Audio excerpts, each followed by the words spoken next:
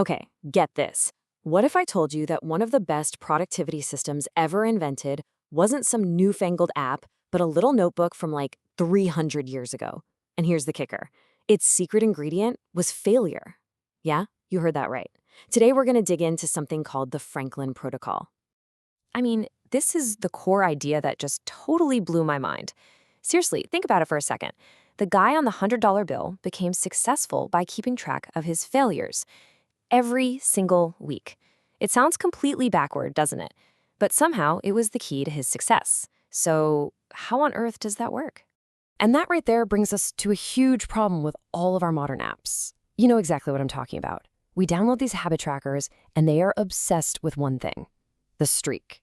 Don't break the chain, right? And look, it feels great when you're on a roll, but the moment you miss one single day, bam, you get hit with this wave of guilt, and if we're being honest, most of us just give up completely. So yeah, let's explore this modern obsession with flawless execution. You could really call it the failure of perfection. And when you put them side by side, the contrast is it's night and day. On one side, you've got the modern apps. Some people even call it productivity porn. It's all about those perfect streaks, which, let's face it, just creates anxiety and leads to burnout. The focus is entirely on the tool. But then you've got Franklin's notebook. It embraces the fact that you're going to mess up. It's simple, it's analog, and its whole purpose is to build self-awareness, not a digital trophy case. The focus is on the person. So this brings us to the solution Franklin developed for himself almost 300 years ago. Let's take a look at what we're calling Franklin's analog antidote. And this, right here, this is the crucial mindset shift. Franklin wasn't trying to gamify his life or optimize his workflow in the way we think about it now. His goal was so much more profound. He wanted to achieve what he called moral perfection. He was building character, not just checking boxes. So, what did this system actually look like in practice? Well, it was a really simple, repeatable process he called his 13 virtue system. So here are just a few of the 13 virtues he decided to track. You've got things like temperance, order, frugality, and tranquility. And notice something here. These aren't tasks, are they? It's not go to the gym or meditate for 10 minutes. These are guiding principles for how to be a better, more intentional person. And the system itself was just brilliantly simple. He'd take a small notebook, make a grid, and this is the absolute key, he only focused on one virtue per week. So if his focus was order, every time he messed up, he just put a small black dot in the box for that day.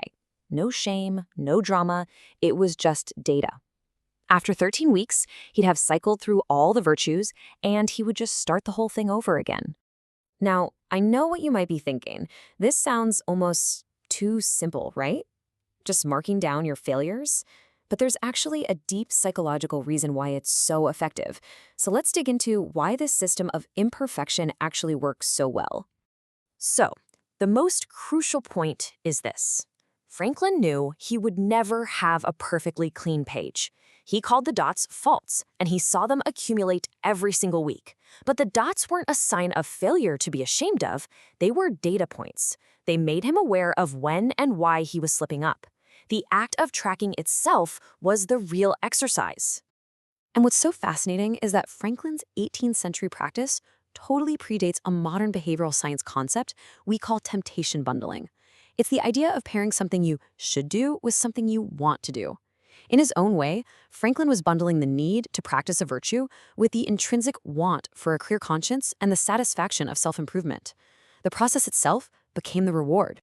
Okay, so how can we actually apply this centuries-old wisdom today? Let's make this actionable. It's time for your 13-week challenge. The beauty of this whole thing is its simplicity. You can put your phone away. You don't need to subscribe to anything or worry about notifications.